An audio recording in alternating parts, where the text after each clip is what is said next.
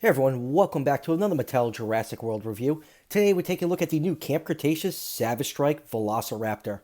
Finally, a Raptor repaint I'm actually excited for. This is a pretty good representation of the Lost World Velociraptor or the Tiger Stripe Raptor. It hasn't been officially revealed that this is a Legacy Collection or, Lost World Raptor, but it's the closest we're going to get for right now.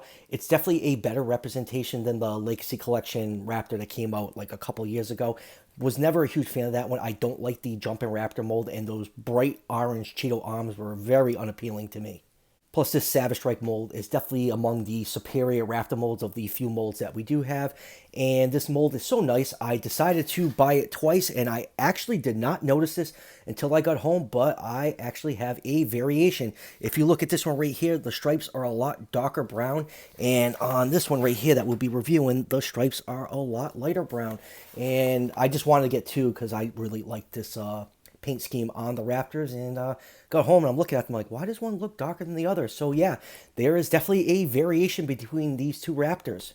And I guess time will tell which one will be the rarer of these color variants, but obviously I like the darker stripes right here. Much more closely matches the Lost World Raptor. And I actually found both these figures at the same Target. This new wave is popping up at Targets across the U.S.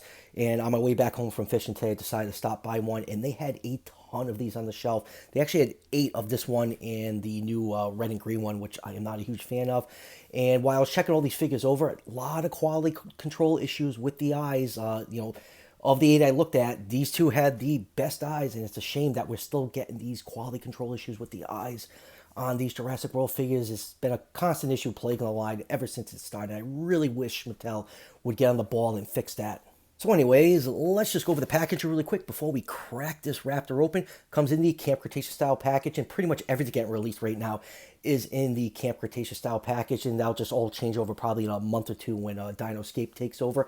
Got the Jurassic World Camp Cretaceous logo up here, Netflix logo up here, Season 3 premieres sometime in May, Toro the Connosaurus and the kids on the front. And then spinning the package around, you get a nice picture of the Velociraptor with its Savage Strike slashy action. And then right here in the bottom corner, you get a picture of the other figures in the wave. You got the Monolophosaurus repaint and Stygie repaint carrying over from the last wave, and then we have the new red and green Raptor, which I had in my hands a couple of times, and I just cannot bring myself to buy that one. So anyways, enough about the packaging. Let's crack this Raptor open and take a closer look. And here are both Raptors out of the packaging. Now, having them out and closely inspecting them, the one with the darker stripes, the one back here, is actually cast in a slightly darker plastic than the one with the lighter stripes. So really a very interesting variation. I don't see too many paint variations in the Mattel line, so this one is definitely very interesting. When we take them off the turntable, I'll compare them a little bit closer side by side and see if the camera can pick up the subtle plastic differences between these two. But I am really digging these two Raptors. Love the Tiger Stripe Raptor. It's my favorite Raptor in the franchise, and it's pretty cool that we're getting them now during the Camp Cretaceous run, and I can see these definitely being a good seller and not warming pegs at all. It's a very popular color choice for this Raptor. So let's get these two figures down and take a closer look. So let's just do a couple quick measurements. This Raptor is 8 inches long from tip of the nose to tip of the tail, and about 2 3/4 inches tall. So the Raptors in Jurassic Park, obviously they're bigger than real life Velociraptors, are between 10 and 16 feet long. The ones in Lost World seem like they're a little bit smaller than the ones that appeared in the first Jurassic Park. So with that 10 to 16 foot measurement, that'll put these figures somewhere in the 115 to the 124 scale range. So here are both Raptors face to face, and you can see on the one with the darker stripes right here, that brown plastic is a little bit darker than the one right here with the lighter stripes. The plastic on this one is actually more of like an orange color, and the only other paint difference I notice is the bottom jaw is cast like in a tan color. It's just a shade lighter on this one. It might just be my lighting. That might not even be a plastic variant. But I'm just trying to point out the differences between these two figures since this is a variant. So let's pull this one in right here and take a look at it. This is a great head sculpt on this Savage Strike Raptor mold. Like I said, it's one of my favorite molds for the Raptors. You can see the teeth are painted in there. An off-white color inside the mouth. You got the tongue painted in a nice pink color with some glossy paint. Even the roof of the mouth has that glossy pink paint on there. Some nice details on the neck right here. A lot of folds and wrinkles. You get some nice fine scale details along the bottom jaw, going down to the arms. Hands are pronated. That's typical for JP style Raptors. Hand claws are not painted in, but they are on a hinge that allows you to swing the arms out. And then going down to the main body, you can get a nice look at those dark chocolate brown stripes on this Raptor. Going down to the legs, get some nice muscle detail and folds and wrinkles. The toe claws are painted a nice dark brown color. And then going down to the tail, you can see more of those stripes, and there is an articulation joint on the tail. This allows you to rotate it a little bit.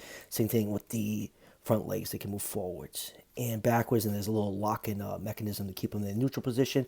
And they also both have a slight pivot. And here is the scan code for those of you who don't want to scan that into the fax app.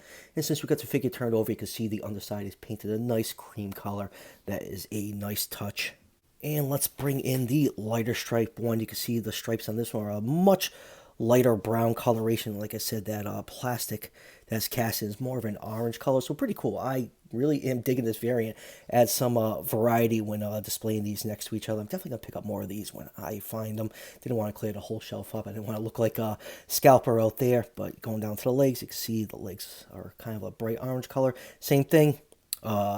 Cream color for the belly region. Here is the fax app code for this one. I highly doubt there's any difference, scanning these two Raptors, and I just don't use the fax app. But I know a lot of people like doing that. Articulation is exactly the same, and because it's a Savage Strike Raptor, there's a button on its back that allows the front arms to go slashy.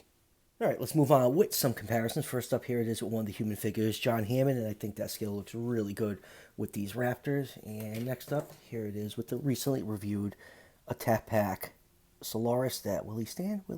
There he goes.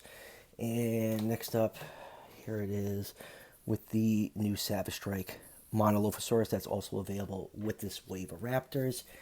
And next up, here it is with the new Soundstrike Sinoceratops. Let me just line that up a little bit better. And lastly, here it is with the other Raptor molds in the Jurassic World line. We got Savage Strike Delta, which is the same mold as the Stripe Raptor, the Battle Damage Raptor, Attack Pack Blue, the Jumping Raptor mold, and the worst mold of all time, the Crouching Raptor. Battle Damage mold is still my favorite of the Raptor molds, followed closely by the striped one right here. So yeah, we definitely have some nice variety with Raptors in the Jurassic World line. There's an absolute ton of Raptors in this line. Pretty much every color you can think of has been already done, and I'm sure we're getting a ton more in the life of this line. Just take a look at that Christmas colored one that came out with this one. Definitely reaching with colors lately. So, final thoughts on the Striped Raptor.